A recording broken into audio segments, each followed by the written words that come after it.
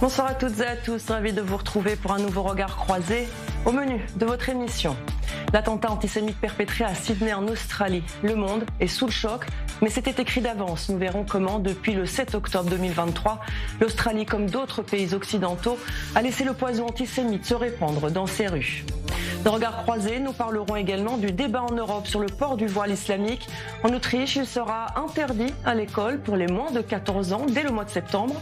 Le voile est-il réellement le cheval de Troie de l'islam politique ? Ou bien l'interdire dans les instances publiques relève-t-il du racisme anti-musulman ? Nous poserons ces questions à nos invités. Dans le grand angle, nous nous intéresserons à la jeunesse israélienne traumatisée par la guerre, alcool, drogue, décrochage scolaire. Les ados, parfois très jeunes, adoptent des comportements à risque, un phénomène qui dépasse les localités touchées directement par la guerre. Vous êtes prêts ? C'est parti.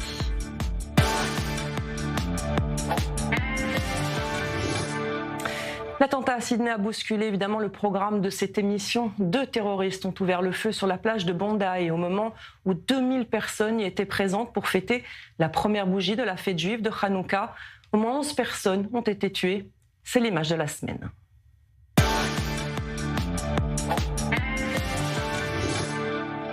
Dans le chaos et le sang, une vidéo redonne espoir. Celle d'un passant qui parvient à désarmer l'un des 2 terroristes. Avec un courage incroyable, il s'approche du tireur et sans hésiter, lui saute dessus. Ce héros s'appelle Ahmed Al-Ahmad, un commerçant qui travaille à Bondi Beach. Il a été blessé par le 2e terroriste et doit subir une opération chirurgicale. Sa vie n'est heureusement pas en danger. Cet attentat a provoqué une onde de choc à travers le monde, mais il n'a pas pour autant étonné la communauté juive australienne qui tire la sonnette d'alarme auprès des autorités depuis le 7 octobre 2023. C'est en tout cas ce que nous a expliqué Alon Cassuto, directeur de la Fédération sioniste d'Australie. Je vous propose de l'écouter. Oui, depuis plus de 2 ans, nous assistons à cette énorme crise d'antisémitisme, à cette explosion d'antisémitisme en Australie. Et on prévient que ce n'est qu'une question de temps avant que cette normalisation de la haine, quand on a des dizaines de milliers de personnes qui défilent dans les rues et qui démonisent Israël, diabolisant Israël et les Juifs, criant pour la mondialisation de l'intifada, on disait que c'était une question de temps avant qu'on assiste à quelque chose d'horrible comme ça, un événement causant de nombreuses victimes, une attaque terroriste, et malheureusement, ce soir, on a vu nos pires craintes se réaliser. C'était vraiment horrible et déchirant pour nous en tant que communauté, parce qu'on a pu vivre fièrement notre vie juive en tant que communauté, être fiers d'être sionistes sans avoir à avoir peur de révéler notre identité ou de nous rassembler en public. Et malheureusement, ce soir, c'est un événement extrême de plus qui a vraiment secoué notre communauté jusqu'au plus profond d'elle-même. Écoutez, les détails de ce qui s'est passé sont encore flous. On ne sait pas comment ces tireurs et ces terroristes ont pu échapper aux autorités. Ce qu'on sait, c'est qu'il y avait des signes avant-coureurs indiquant que des extrémistes violents voulaient semer le chaos, causer des dégâts et terroriser les Juifs d'Australie. On l'a vu avec l'incendie de synagogue, on l'a vu avec l'incendie de voitures, avec des horribles graffitis et des attaques contre des institutions juives, et on le voit avec la normalisation de la violence chaque semaine dans nos rues. Et donc, je ne connais pas les détails de la façon dont ces auteurs se sont organisés et ont orchestré leur action. Je suis sûr que ça va se savoir quand les autorités donneront plus de détails. Mais ce que l'on sait, c'est qu'on ne peut pas ignorer, c'est qu'il y a un très très grave problème d'extrémisme, de violence, d'antisémitisme en Australie et qu'il faudra s'en occuper. Il faut l'éradiquer. On doit s'en occuper, sinon l'Australie ne sera plus viable pour les Juifs, mais aussi pour tous ceux qui ont des valeurs décentes et qui veulent vivre librement. Dès qu'on laissera les extrémistes se déchaîner et prendre le pouvoir, ce sera la fin de l'Australie qu'on connaît et qu'on aime tous. Et je sais que les Juifs ne sont pas les seuls à ressentir cela. Ce soir, tous les Australiens sont profondément bouleversés. J'ai reçu des appels et des messages d'Australiens non juifs, de certains Australiens musulmans qui m'ont contacté pour me dire que ce n'est pas ce que représente ce pays. On doit mettre fin à cette violence et on prie pour la paix. Voilà nos espoirs, parce qu'on ne peut pas renoncer à notre vie juive ici et à notre mode de vie juif. Et nos invités ce soir dans Regard Croisé, la militante laïque belge Nadia Geert, chroniqueuse à Marianne et essayiste. Bonsoir à vous. Et la chercheuse Lara Fatimi, avocate au barreau de Paris, spécialiste des tribunaux chariatiques et du multiculturalisme au Royaume-Uni. Bonsoir à vous aussi. Bonsoir. Alors tout d'abord, vos réactions à cet attentat antisémite. La communauté juive australienne, on vient de l'entendre, affirme que malheureusement il était prévisible en raison de l'atmosphère délétère contre les juifs qui règnent dans le pays. D'ailleurs, on sait également que ce n'est pas uniquement en Australie que les communautés juives alertent sur un potentiel risque d'attentat. On va commencer peut-être par Nadia Geert, qui est en Belgique. Oui, écoutez, j'étais évidemment tout à fait sous le choc en apprenant cette nouvelle ce matin et en même temps pas tellement étonnée malheureusement parce qu'on voit un peu partout dans le monde, en Occident en tout cas, la montée de l'antisémitisme qui est absolument fulgurante depuis 2 ans, depuis le 7 octobre. C'est comme ça en Australie, c'est comme ça aussi en Belgique et ailleurs en Europe. Je pense que l'Australie a pris des mesures, mais trop tard, je crois, malheureusement. Cet été est intervenue une décision de modification du code pénal pour incriminer des actes de collaboration avec une entité étatique considérée comme un soutien au terrorisme, mais c'est intervenu cet été, c'est trop tard, je veux dire ça. On a laissé effectivement des discours qui, sous couvert d'antisionisme radical, en fait versaient complètement dans l'antisémitisme. On les a laissés se propager dans nos rues et le résultat est là aujourd'hui malheureusement. Lara Fatimi, l'un des rabbins qui a été assassiné à Sydney, c'est Eli Schlenger, qui a d'ailleurs envoyé une lettre au Premier ministre australien en lui demandant de ne pas trahir le peuple juif. On le voit, la communauté juive se sent bien seule face à ce risque d'attaque. Alors il y a les agressions antisémites évidemment, mais il y a aussi un réel risque d'attentat terroriste.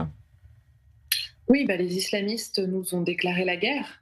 Ça ne date pas d'hier, nous le savons. Depuis le 7 octobre, on a une flambée d'actes antisémites. Nous avons en France et plus largement en Occident des partis politiques comme la France Insoumise qui pactisent avec des représentants du Hamas, du Hezbollah, qui encouragent les appels à l'intifada en plein Paris au nom d'une prétendue résistance palestinienne. Donc, à force, ces gens-là se sont rendus complices du mal, pour reprendre le titre du livre d'Omar Youssef Souleiman. Et effectivement, nous sommes désormais confrontés à une flambée d'actes antisémites, anti-juifs, et les mots précèdent toujours les actes. Justement, la question aujourd'hui, c'est de savoir si un tel attentat est possible en Belgique, là où vous êtes, Nadia Geert, ou en France, où vous êtes, Lara Fatimi, par exemple. Les massacres du 7 octobre s'exportent en dehors d'Israël, nous en avons la preuve. Les Juifs sont visés en Australie, partout dans le monde, et plus largement, tous ceux qui sont considérés par les islamistes comme des mécréants sont ciblés. Donc aujourd'hui, ce sont les Juifs à Sydney. On dit souvent, après le samedi viendra le dimanche. Tous ceux qui sont considérés comme des mécréants sont des cibles des islamistes, et il ne faut pas s'y tromper. Ce qui se passe en ce moment, ce qui s'est passé à Sydney, c'est le djihad, tout simplement. Oui, Nadia Geert, on a vu en Belgique, notamment au moment de l'ouverture du marché de Noël, puisqu'on parle que, évidemment, la cible privilégiée des djihadistes, ce sont les Juifs, mais on a vu aussi des incidents assez graves, notamment autour du marché de Noël, qui ne s'appelle d'ailleurs plus le marché de Noël en Belgique. Est-ce que, là aussi, on doit craindre que ces djihadistes s'en prennent à n'importe qui, à n'importe quel moment ? Alors, juste peut-être une petite précision sur le marché de Noël. Il y a toujours un marché de Noël, mais il est inclus dans quelque chose de plus large qui s'appelle les plaisirs d'hiver.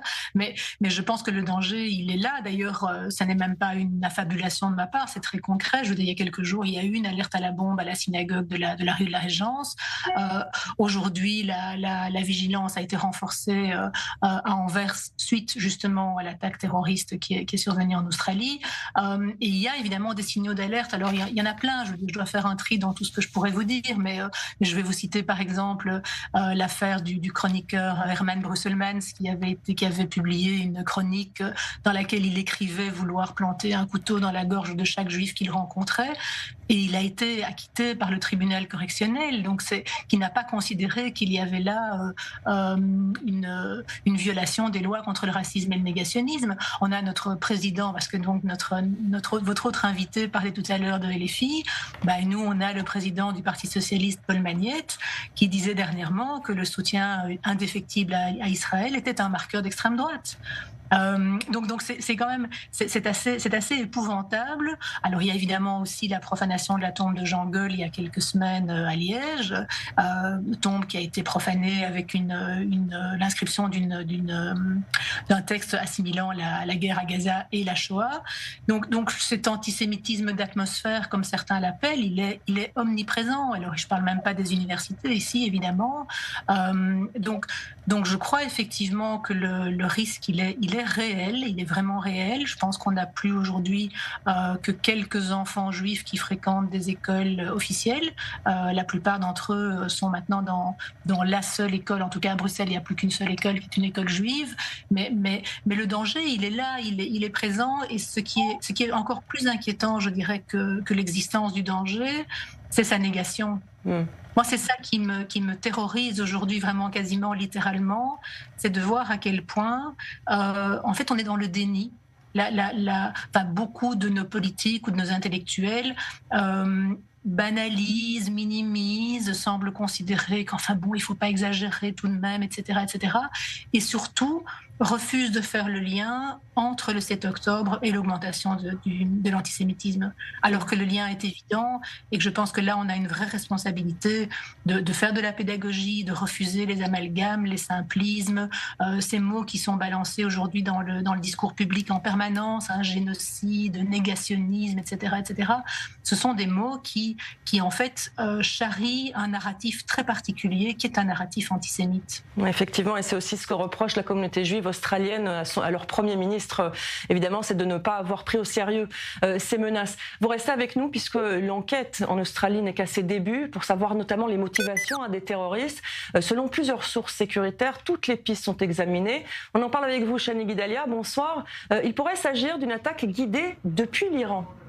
Oui, Myri, l'Australie enquête actuellement pour déterminer si l'Iran est derrière cette attaque. Mais le simple fait qu'il y ait une enquête, ça confirme bien qu'il y a une réelle possibilité que ce soit le cas. Et il faut dire que ces derniers mois, l'Australie a reçu des alertes de renseignement précises, des alertes qui font état d'efforts iraniens, de tentatives iraniennes d'implanter des infrastructures terroristes et aussi d'activer des réseaux d'incitation en ligne avec un objectif qui est précis et clair, c'est le fait de frapper les communautés juives à l'étranger, pas seulement via des relais directs, mais aussi par le biais d'organisations terroristes, que ce soit le Hamas, le Hezbollah ou encore des groupes qui sont liés à Al-Qaïda. Et il faut dire que c'est pas la première fois que l'Australie pointe l'Iran du doigt. Et selon Jeremy Leibler, qui est le président de la Fédération sioniste d'Australie, eh bien le Premier ministre australien Anthony Albanese n'a pas réussi à endiguer la montée de l'antisémitisme en Australie qui explose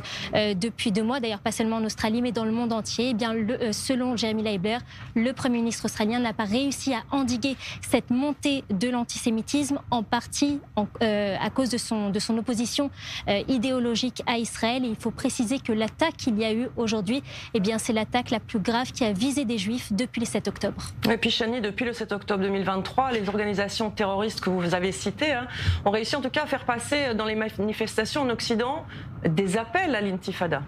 Oui, c'est un signal très alarmant puisque l'intifada, c'est pas un simple terme. On parle quand même d'attaques au couteau ou alors des attentats suicides qui visent principalement des civils. Et lorsqu'on appelle à mondialiser l'intifada, à globalize l'intifada en anglais, eh bien, on parle d'un mode d'action qui va au-delà des frontières. Et depuis le 7 octobre, on observe justement une radicalisation de ces manifestations pro-palestiniennes avec des appels à l'intifada. Ce qui est encore plus inquiétant, c'est qu'on n'est plus du tout dans ces manifestations. On ne parle plus du tout ni des Palestiniens ni de la guerre à Gaza, mais il y a un appel clair et explicite à la violence, le tout déguisé derrière ces slogans, puisqu'on entend aujourd'hui des jeunes qui crient dans ces manifestations « Intifada, Intifada ».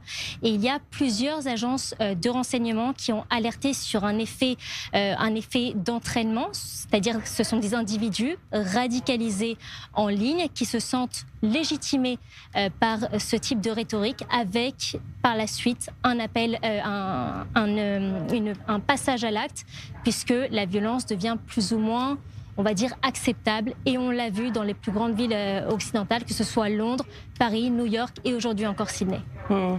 Lara Fatimi, Nadia Guerre, je reviens vers vous. Lara Fatimi, tout d'abord, on parle d'un possible attaque commanditée par l'Iran, on parle d'influence du Hamas, du Hezbollah. Est-ce qu'on peut clairement dire que ces tendances-là, ces idéologies-là ont clairement, ou pas d'ailleurs, se sont ancrées dans la tête d'une certaine jeunesse européenne ? Je pense qu'on peut le dire clairement, oui. Il suffit d'aller sur les réseaux sociaux, TikTok, Instagram, X, pour voir la puissance de frappe des proxys iraniens.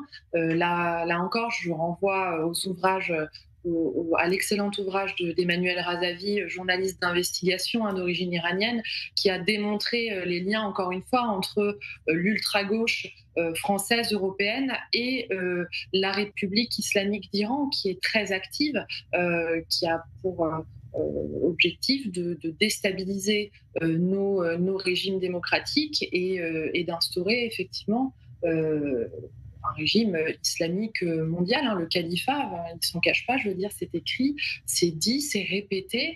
Ils ont des réseaux puissants sur les réseaux sociaux. Ils ont une chaîne qui s'appelle Al Jazeera, tout simplement. Aujourd'hui, on a un haut responsable du Hamas qui a déclaré à Al Jazeera qu'il saluait l'attaque en Australie et a indiqué que ça renforçait la résistance dans le monde entier. Voilà.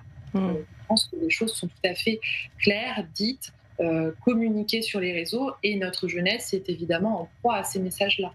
C'est dit clairement, mais en tout cas pas entendu très clairement. Nadia Guerre, tout à l'heure, vous disiez que c'est le déni des autorités qui est le plus frappant.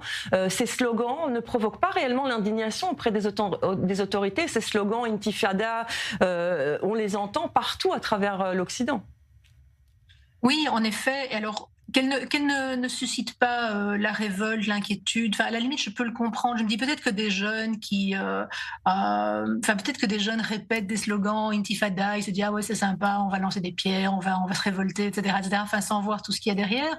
Mais ce qui est grave, c'est que personne ne leur explique en fait. C'est qu'il n'y ait pas cette pédagogie. C'est la même chose pour le fameux libérer la Palestine du fleuve à la mer. Mais on n'explique pas ou pas suffisamment ce que c'est que le fleuve, ce que c'est que la mer, et donc ce que ça veut dire concrètement d'appeler à la libération de la Palestine. Alors peut-être qu'il y a des jeunes qui se disent c'est très sympa, on veut libérer la Palestine, c'est merveilleux, etc., sans creuser, mais il faut faire de la pédagogie, il ne faut pas laisser passer ce genre de choses sous prétexte que ce sont des mots comme ça. Je veux dire non, ce ne sont pas que des mots, effectivement les mots ont des conséquences, et ça je pense qu'on le sous-estime.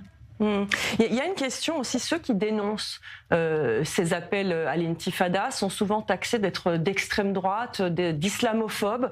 Lara Fatimi, c'est une arme qu'ont les islamistes et les islamistes radicaux pour essayer de faire taire finalement ceux qui tentent de les dénoncer. Absolument. Là encore, c'est l'alliance de l'ultra-gauche et des islamistes qui a fonctionné en Iran et qui a donné l'avènement de la République islamique d'Iran. Et aujourd'hui, on retrouve les mêmes ressorts, les mêmes mécanismes, le même les mêmes mots utilisés. On a un champ lexical à gauche, encore une fois, pour ne citer que la France insoumise, qui tente de discréditer tous ceux qui dénoncent l'islamisme.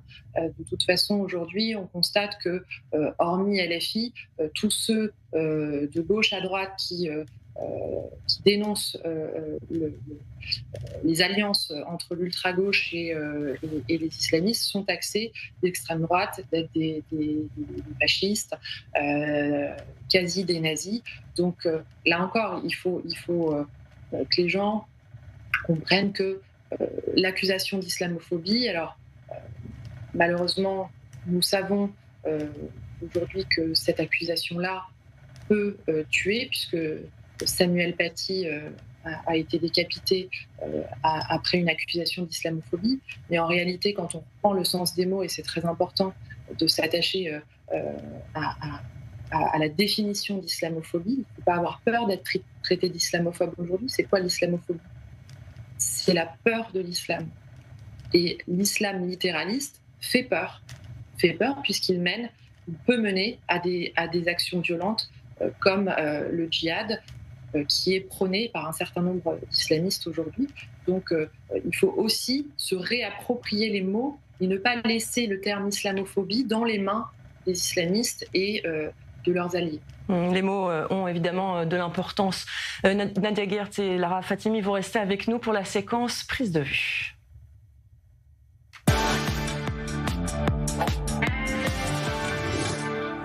Et pour cela, on se rend en Autriche. Les députés ont voté jeudi l'interdiction du port du voile à l'école pour les filles de moins de 14 ans. La loi a été approuvée par une large majorité, à l'exception des écologistes qui la jugent anticonstitutionnelle. Pour le gouvernement autrichien, il s'agit d'une première mesure contre l'oppression des fillettes. Regardez.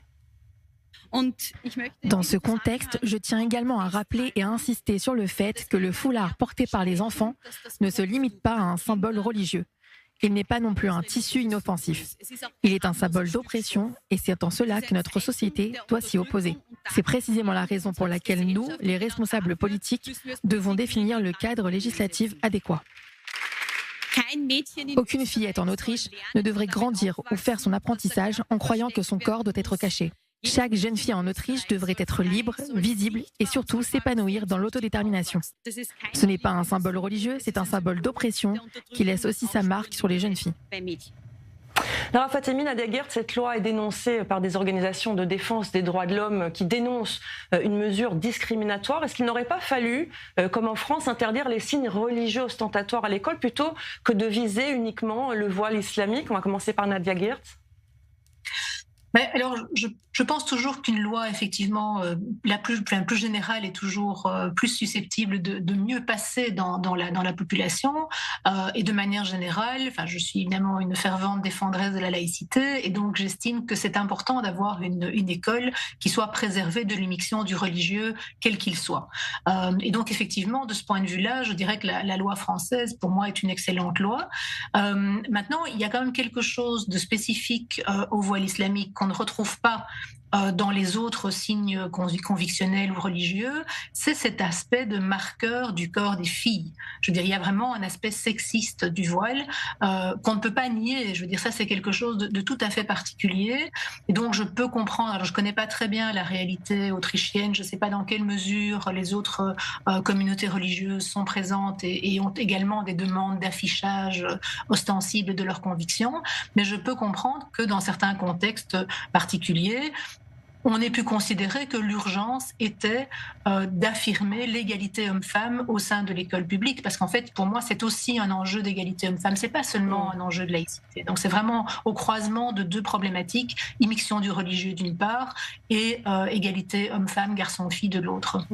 Lara Fatimi, est-ce que le voile islamique est réellement le cheval de Troie de l'islam politique, comme l'affirment ceux qui sont pour son interdiction dans l'espace public ?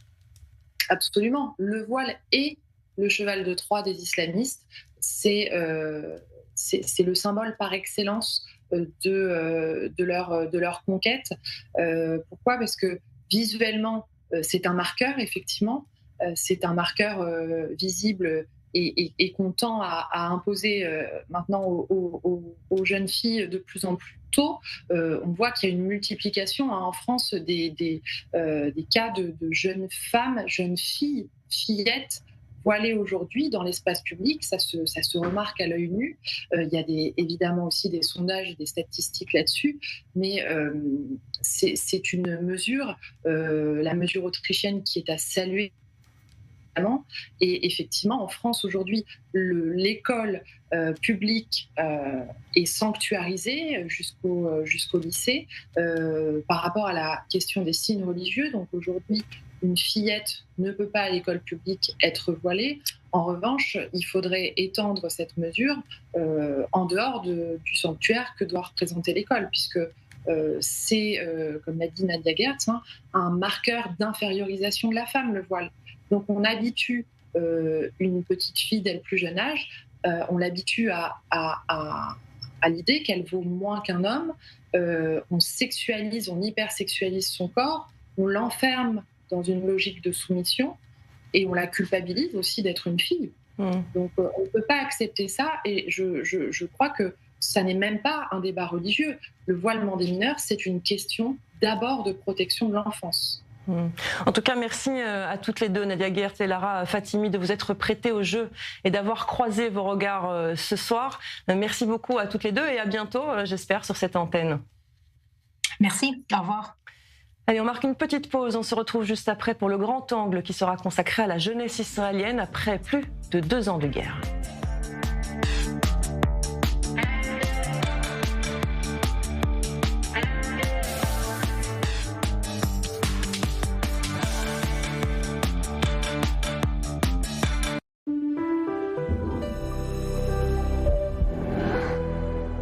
Des offres qui vont vous faire retomber amoureux de votre maison. Salle à manger, salon, fauteuil, Shumrat Azorea, tout l'ameublement de la maison en un seul endroit.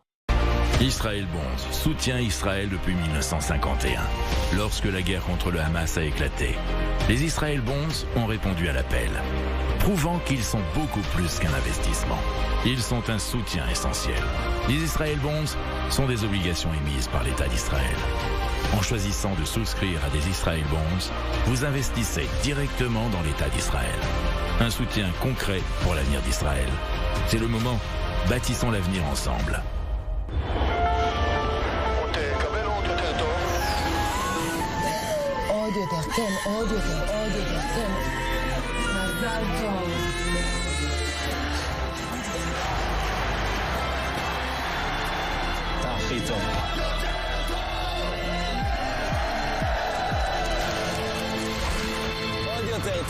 אלבר, רק את הטוב!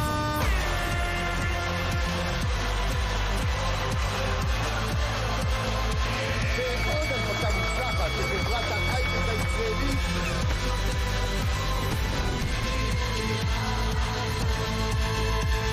אולי יצאו את העצבים שם.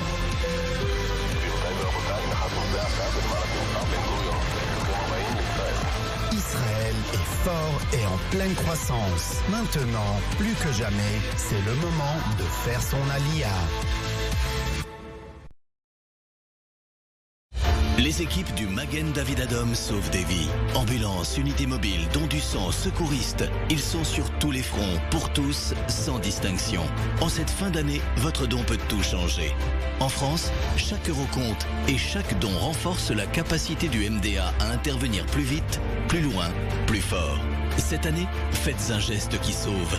Soutenez le Magen David Adom. Parce que sauver une vie, c'est sauver un monde entier. Time, love is in the air, need you more than ever. Snow keeps snowing, the wind keeps blowing, but we'll be snug and so warm. And we wish you Merry Christmas, it's Christmas time at last. Le cadeau qu'on rêve tous d'avoir dans notre petit soulier est chez SFR. SFR, on s'engage pour vous.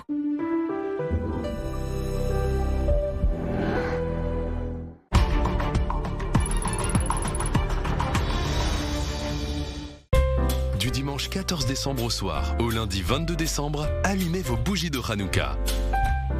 Le Bet Lubavitch vous souhaite un joyeux Hanouka.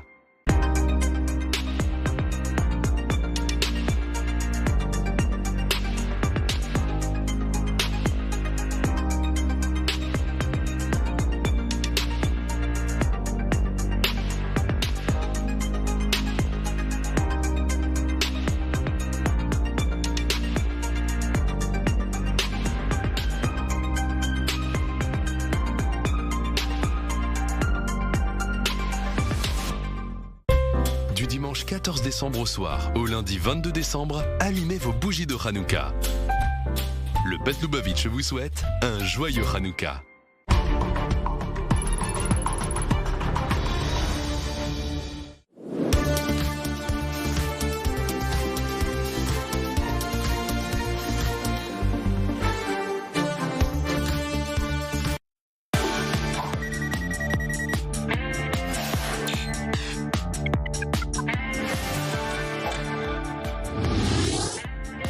Bonsoir à ceux qui nous rejoignent, merci à ceux qui sont restés pour cette seconde partie de Regards croisés. Nos invités sont ce soir Anne Flavian, psychologue clinicienne, et Naomi Keren, assistante sociale clinicienne et psychothérapeute. Bonsoir.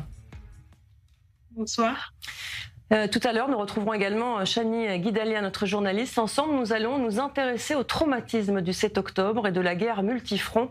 De nombreux enfants souffrent de séquelles psychologiques, à commencer par ceux du Sud. Et leur traumatisme ne date pas du Samedi noir. Ils vivent sous les roquettes depuis de nombreuses années. Une association fondée par des nouvelles immigrantes françaises a mis en place des centres de résilience. L'un d'entre eux vient d'être inauguré. Sandy Fortis y était pour nous. C'est le grand angle de ce soir.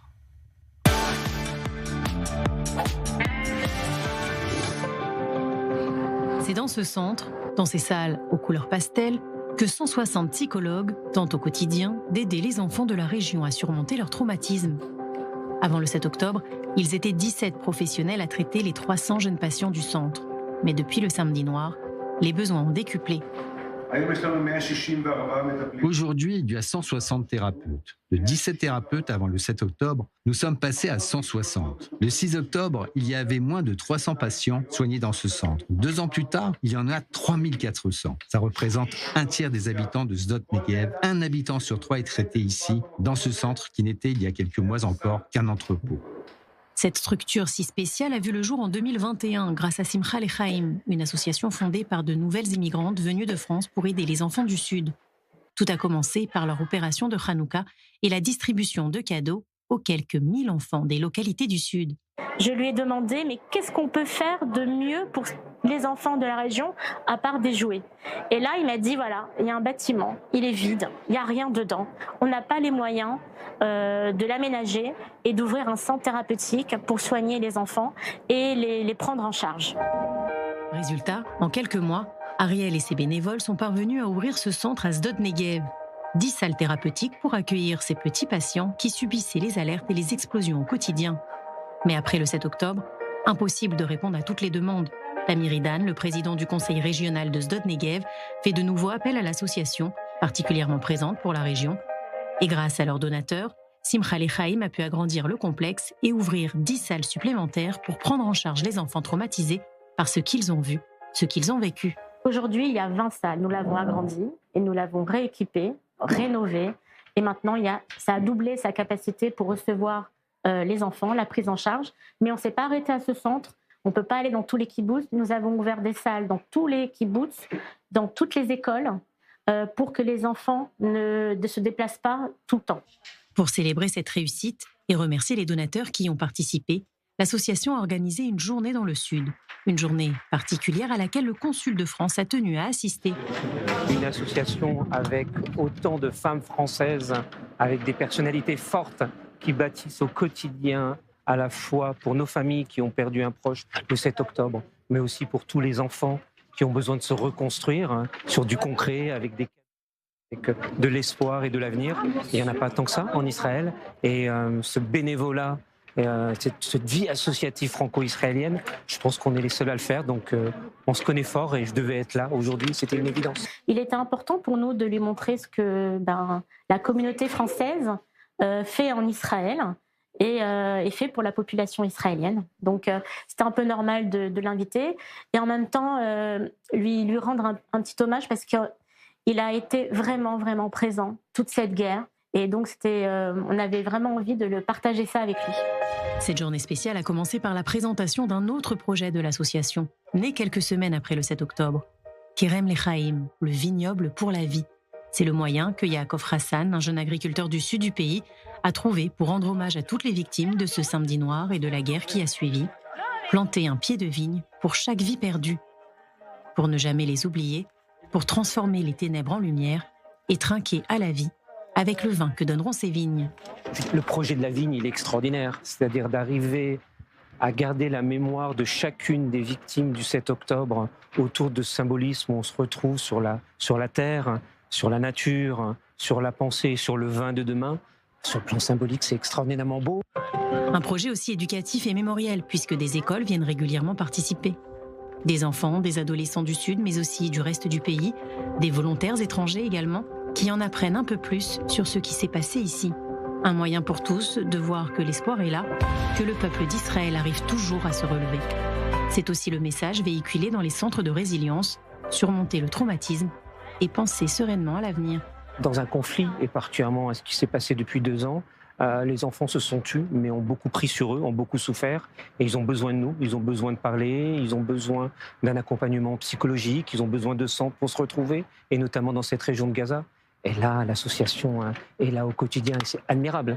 Les enfants, ils font pipi au lit jusqu'à l'âge de 12 ans. Par exemple, faut savoir que dans cette région, pendant des années, ils ne pouvaient pas sortir de chez eux, aller à l'école, sans avoir une alerte. La nuit, le Rosh Hamouetsa, le président Tamiridan, nous a raconté qu'il a été obligé de faire dormir ses enfants dans le miklat parce que c'était insupportable pour les enfants de se réveiller la nuit. Malheureusement, nous, dans le centre du pays, on l'a vécu. Et on sait ce que c'est. Donc imaginez eux pendant plus de 20 ans.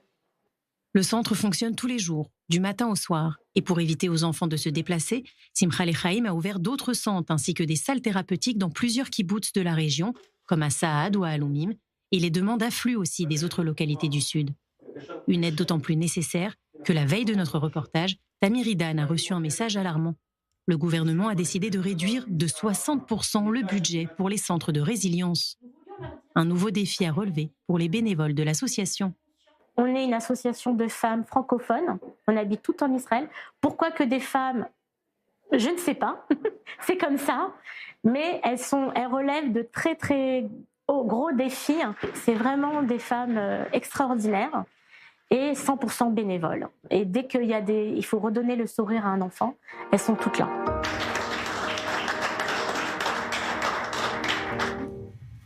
Une belle initiative. Chani Guidalia nous a rejoint en plateau. Bonsoir Chani.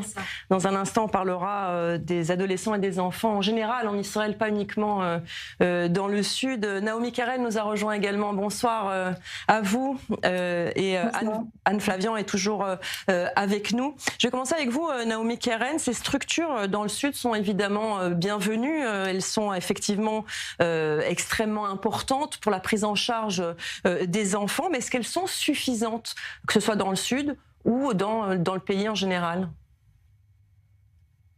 C'est une très bonne question et effectivement, le traumatisme que les jeunes ont vécu en Israël en général est beaucoup plus large en fait. On parle de traumatisme secondaire. Les jeunes ont été exposés en fait à des images répétées, ont perdu le sentiment de sécurité de base et vivent dans un climat de menace prolongée par la guerre, par les sirènes qu'on a eues dans le centre et aussi à Jérusalem, mais aussi par les proches mobilisés.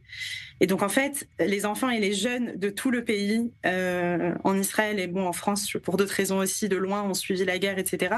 Il y a, oui, un certain traumatisme qu'on appelle secondaire et qui est très, très, très présent. Et la demande ne cesse d'augmenter, en fait. Moi, j'ai travaillé pendant 10 ans dans l'association Cave la Noire à Jérusalem.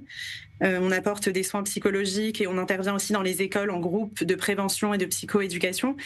La demande a explosé effectivement également et elle était déjà très forte avant aussi due au Covid et à la crise du Covid qu'on a vécue avant la guerre qui a commencé le 7 octobre en Israël.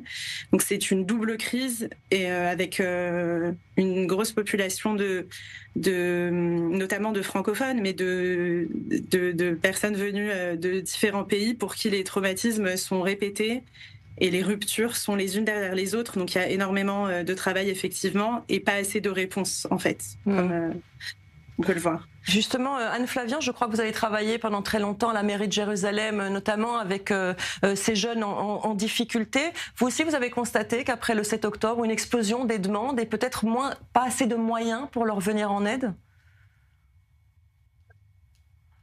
J'ai trouvé qu'en effet, il y avait quelques associations qui se développaient.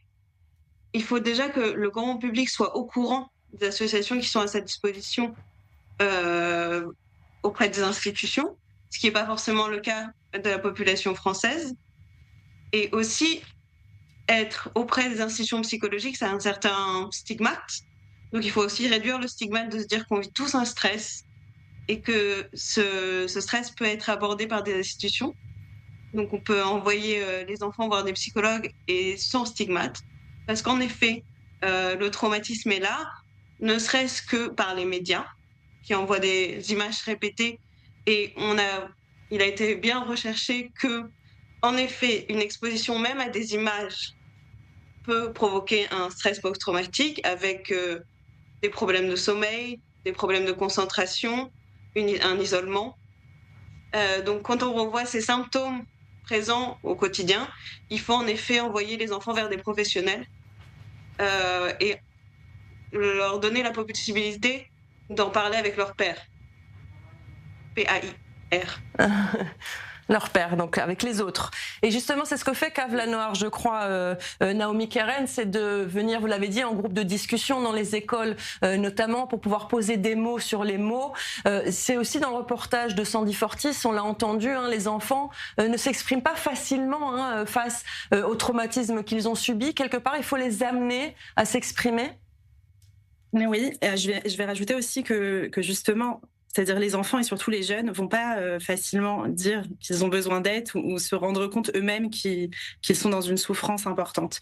Et donc c'est important, nous adultes, mais aussi justement le groupe de pères, d'être attentifs les uns aux autres et de se rendre compte quand il y a de l'anxiété diffuse, des attaques de panique, des troubles du sommeil souvent, de l'hypervigilance, l'irritabilité, le retrait social sont aussi des signes très clairs de post-traumatisme qu'on peut remarquer. Le décrochage scolaire. Alors en ce moment, on est contacté à nouveau par l'équipe des Kabassim qui est donc responsable du décrochage scolaire, et il y a énormément de décrochage scolaire en ce moment. Et je vais rajouter un point, c'est la culpabilité d'aller mal en fait. C'est-à-dire beaucoup de jeunes qui n'étaient pas en fait directement touchés par la guerre ont senti que, et souvent ils minimisent leur souffrance et ils pensent qu'ils n'ont pas la légitimité de demander de l'aide. Et en fait, c'est en ça qu'ils sont d'autant plus à risque, qu'ils ne sont pas dans le Sud, qu'ils ne sont pas obligatoirement des gens qui ont eu des soldats qui ont été touchés au combat, etc. Et une sensation, il y a des patients qui nous disent vous avez sûrement même besoin de votre temps pour travailler avec d'autres patients qui ont plus besoin d'aide. Donc il y a cette culpabilité qui est très importante de remarquer, effectivement, de normaliser et de dire que la souffrance, elle est là, même chez des gens qui ont justement moins de légitimité, parce que des fois, ceux qui sont au premier front reçoivent l'aide nécessaire et il y a plus de légitimité à leur souffrance. Vous parliez justement du décrochage scolaire, Chani.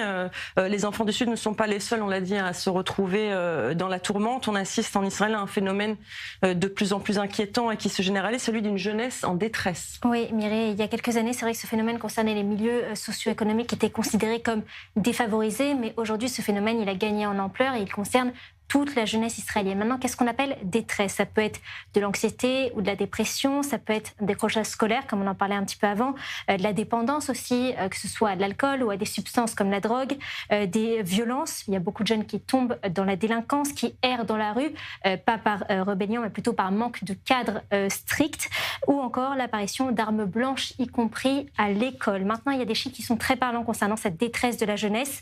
Il y a un adolescent sur 3, donc 35%, qui fait état de solitude, de dépression et d'anxiété. Au niveau du décrochage scolaire, près de 30% des adolescents ont décroché partiellement ou totalement du cadre scolaire avec un niveau d'absentéisme qui est très élevé. Au niveau des dépendances, et là c'est un chiffre très parlant, 45% des adolescents ont déclaré avoir déjà consommé de l'alcool. La moitié d'entre eux sont des garçons et un adolescent sur 4, 25%, a rapporté avoir utilisé ou avoir fait usage de drogue. Et pour ce qui est de la délinquance et des violences, violence, eh bien, il s'agit d'1 adolescent sur 5 qui a rapporté avoir été victime de violences en dehors de son domicile.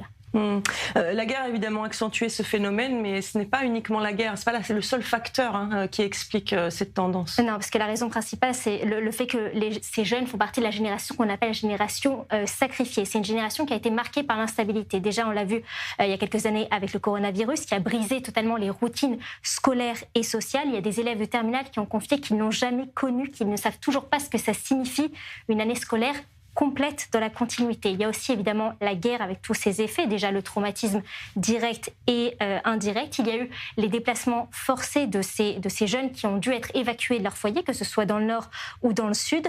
Parmi les 130 000 personnes qui ont dû être évacuées de leur foyer, il y a 30% d'entre eux, donc un peu moins de 40 000 qui sont des adolescents ou des jeunes adultes. Il y a aussi l'effondrement du noyau familial, puisque beaucoup ont vu leurs parents qui ont été mobilisés en tant que réservistes. Donc il y a eu l'absence d'un cadre structuré qui s'est plus ou moins effondré. Et enfin, une exposition accrue à des contenus qui sont choquants, nuisibles. Beaucoup ont été diffusés sur les réseaux sociaux. Et le sentiment d'incertitude qui est permanent tout au long de l'année. Donc on voit que ces jeunes, pour eux, la guerre, c'est devenu un environnement un petit peu constant et sans cadre stable, sans accompagnement constant. Beaucoup se sentent déconnectés, parfois même déconnectés de leur jeunesse, et c'est un défi qui touche aujourd'hui toute la société israélienne. Anne Flavien, on le voit, ce que nous explique Shani, c'est aussi un changement de cadre, de structure familiale. Alors d'abord, il y a eu évidemment le Covid, et en Israël, la particularité, c'est que pendant 2 ans, les adolescents n'ont pas été à l'école ou quasiment pas. Ensuite, il y a eu la guerre, évidemment, avec une structure familiale un peu décomposée, un des parents à l'armée, etc. C'est ce qui expliquerait cette tendance de l'adolescent à aller vers l'alcool ou la drogue? Alors, je pense qu'il y a aussi le fait de l'immigration. C'est-à-dire que les parents français ne savent pas exactement comment poser des limites, sachant qu'ils n'ont pas eu la même éducation, la même enfance. Il y a beaucoup plus de liberté aussi en Israël. Plus jeunes, ils sont plus responsabilités, ils sont plus laissés faire leurs propres choix. Et il y a des différences de culture et d'adaptation. Il y a beaucoup de stress comme la guerre, mais aussi un développement d'une nouvelle identité. Donc forcément, ces stress trouvent une réponse dans l'alcool ou les sorties ou le décrochage scolaire. Et les réseaux sociaux permettent une sorte de sociabilisation, mais aussi renforcent ces tendances. C'est-à-dire, je vais boire ou dans l'anorexie, par exemple, avec des contenus sur l'anorexie, etc. Ça renforce finalement ces tendances négatives. Et il y a aussi une sorte de harcèlement scolaire qui peut se produire en dehors de l'école. Donc il y a énormément de stresseurs. Et il y a peu de réponses, surtout sur des parents qui sont un peu dépassés par l'immigration elle-même et qui ne savent pas exactement comment fixer de cadre chez ces enfants qui ne vont pas avoir la même adolescence qu'eux et qui ne vont pas avoir les mêmes appartenances culturelles et les mêmes valeurs. C'est très compliqué pour les parents de donner un cadre sécurisant face à tous ces changements qui sont très stressants. Oui, là, on parle évidemment des adolescents et des enfants qui viennent de familles de nouveaux immigrants. Naomi Keren, finalement, c'est l'adolescence. Dans l'adolescence, on teste tout. On teste les limites, on sèche les cours, on boit, certains fument. Mais là, c'est exacerbé. C'est exacerbé, et comme le disait Anne, effectivement, les parents, notamment francophones, mais les parents en général, perdent les limites complètement et perdent les repères. Et c'est pour ça que j'aimerais ajouter que c'est important en fait de faire des interventions aussi qui sont en groupe, et de la psychoéducation aussi pour les parents. On l'a fait plusieurs fois pendant la guerre. Pour les mamans, même pour les grands-parents, on avait un groupe autour de la guerre. Tout ce qui est psychoéducation, en fait, ça permet de reprendre le contrôle sur toute cette perte de contrôle de ce qu'on est en train de vivre tous, en fait, en ce moment. Et on est encore en sortie de ces années qui ont été très compliquées. Donc oui, c'est effectivement des moments très compliqués. Et le travail, je pense, en groupe, je ne sais pas si c'est le moment d'en parler, mais c'est l'une des interventions, pour moi, la plus importante et la plus efficace, en fait, parce que la demande est tellement grande que ce n'est pas seulement dans les séances en individuel qu'on va réussir travailler, mais aussi surtout de remettre du lien en fait entre les jeunes et voilà, on le voit sur le reportage, mais d'encourager le lien. D'ailleurs, il y a une application qu'on est en train de mettre en place également pour essayer de renforcer le volontariat auprès des jeunes qui n'ont jamais fait de volontariat et qui ne savent pas le bienfait que ça peut leur procurer, pour justement traiter la dépression, etc., et le décrochage et le manque de lien dans la réalité. Et surtout de savoir qu'on n'est pas seul face à cette détresse et trouver les mots. Évidemment, vous avez dit le rôle des parents est extrêmement important. En 30 secondes chacune, une conclusion, quelle serait la mesure concrète qu'il faudrait prendre tout de suite? Anne Flavian? Moi, je pense qu'il faudrait développer ce qu'on appelle ici Adrachatorim, donc la supervision parentale, qui renforcerait un style d'éducation autoritatif pour pouvoir mettre un cadre sécurisant tout en encourageant la chaleur et le soutien émotionnel, ainsi que des groupes de parole pour les jeunes qui puissent partager leur expérience et développer un soutien social communautaire très important. Naomi Keren? Alors, j'aimerais conclure en disant que, comme vous l'avez dit au début, ne pas avoir été touché directement, ça ne signifie pas ne pas avoir été blessé et touché dans cette guerre qui nous a tous touchés d'une manière ou d'une autre, plus ou moins proche, et que la souffrance, d'ailleurs, n'est pas liée à quel point on a été touché de manière plus ou moins proche. Et je pense que ça, c'est très important de s'en souvenir. De reconnaître cette souffrance, c'est aussi prévenir des troubles plus graves dans le futur. Il faut prendre soin de cette jeunesse aujourd'hui, parce que c'est une vraie responsabilité collective et pas seulement une histoire de santé mentale. C'est l'histoire du peuple d'Israël qui vit une nouvelle crise très difficile et qu'on espère passer ensemble. Voilà. Oui, et puis le peuple juif est résilient. Espérons que cela continue, qu'il n'y ait pas de limite à cette résilience. Merci à toutes les deux d'avoir été avec nous, Anne Flavian et Naomi Keren. Merci à vous également, Shani Guidalia. Allez, on va retrouver le clin d'œil de la semaine.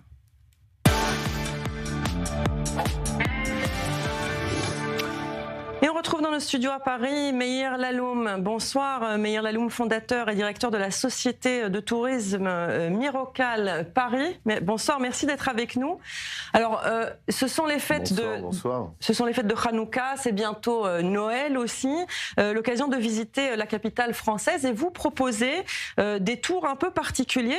Je voudrais d'abord noter que vous avez notamment guidé à Paris des anciens otages. Ouais, j'ai eu cette chance et cet honneur de guider aussi des anciens otages, entre autres Ouad Ben-Ami, Raz Ben-Ami, sa femme, Ilana, et la copine des matins de Saint-Gauker, et d'autres qui étaient passés à Paris pour des événements. Et j'ai bien eu la chance de les avoir et de faire un peu, d'apporter un peu la joie et le bonheur dans des tours culinaires, dans des tours panoramiques et dans des voitures et collections. Et c'était vraiment un grand joie. Et par contre, cette semaine encore, j'aurai j'ai eu encore cette chance, comme avec Nimrod juste hier, que je l'ai invité à nous rejoindre à un tour culinaire dans le marché d'Aligre à Paris, avec des boulangeries, pâtisseries, et ça fait tellement plaisir d'offrir ce bonheur après 2 ans de captivité dans des tunnels sans affamés, et là de le faire manger. Et ensuite, on l'a amené dans une brasserie chic dans Paris, aussi le faire goûter la bonne bouffe française, comme l'entrecôte avec les frites françaises et tout ça. Il était ravi et c'est un bonheur. Alors attention, on parlait des frites françaises, je suis belge, donc vous ne pouvez pas concurrencer. C'était pour la petite parenthèse. Ah, oui. Bon, le purée, je voulais dire le purée plutôt. Voilà, exactement, on va dire ça. Meir, Paris n'est pas dans le top 5, même 10 pour le moment des Israéliens comme destination de voyage en raison des manifestations anti-israéliennes, des actes antisémites. Pourquoi, selon vous, devrait-il quand même venir et notamment être guidé par vous à travers la capitale française ? Alors déjà, parce que c'est la plus belle ville au monde, il n'y a pas de doute par rapport à ça, et surtout à cette période, avec toutes les lumières autour de Paris, soit sur les champs, sur l'avenue Montaigne et d'autres endroits, et c'est vraiment la plus belle ville au monde, et la plus bonne, la goûteuse, la plus bonne, même si les frites, peut-être les Belgiques, mais le reste, on est vraiment le meilleur. Et en fait, en vrai, c'est sécurisé. Hein. Et j'ai beaucoup d'Israéliens à ce moment qui reviennent, ils font des tours. Alors c'est vrai qu'on a toujours cette impression en fait, que c'est dangereux à Paris, mais c'est faux, c'est pas vrai. Donc il y a des manifs une fois par semaine, mais voilà, si on tombe pas dans cette manif, on sent pas cette entre haine qu'il n'y a pas partout en fait. Les Israéliens, moi je me balade beaucoup avec des Israéliens dans Paris et on est bienvenus vraiment partout. Je parle en hébreu sans problème. Personne m'a agressé parce que j'ai parlé l'hébreu et j'écris, hein, j'ai une grosse voix. Donc il y a toutes les raisons de venir à Paris et de s'amuser et de se détendre et d'avoir des bons boulangeries, pâtisseries et de voir cette jolie ville. Voilà, je crois que vous proposez des tours notamment à vélo et en voiture, pas uniquement à pied, hein, c'est original. Exactement. Alors à vélo, c'est vrai que c'est plutôt le printemps et l'été. Et même s'il y a des aventuriers qui me disent on aimerait bien même faire en hiver, donc on y va. Mais sinon, ouais, on fait dans des voitures, ça dépend, voitures limousines, de vannes, de voitures décapotables collectionnaires, anciennes de chevaux. C'est très sympa. Alors moi, j'aime bien mettre l'ambiance, donc j'aimais les chansons françaises, et bouteille de champagne, et on y va, quoi. Le chauffeur, il boit pas. Hein. Et il y a que nous et les clients, et c'est vraiment des très belles expériences, inoubliables. Et les gens, vraiment, ils ont vraiment l'impression qu'ils vivent le vrai Paris. Et c'est extraordinaire. Merci beaucoup, en tout cas, Meir Laloum, d'avoir été avec nous dans ce clin d'œil sur i24 News. Merci beaucoup. Avec plaisir. Voilà, Regard croisé, c'est terminé pour cette semaine. Merci d'avoir partagé cette heure avec nous. Merci à tous ceux qui œuvrent devant et derrière la caméra et qui ont rendu cette émission possible. Dans quelques instants, le journal d'information avec Christopher Barolin. Quant à moi, je vous donne rendez-vous la semaine prochaine. Regard croisé, même heure, même antenne. Restez sur i24 News.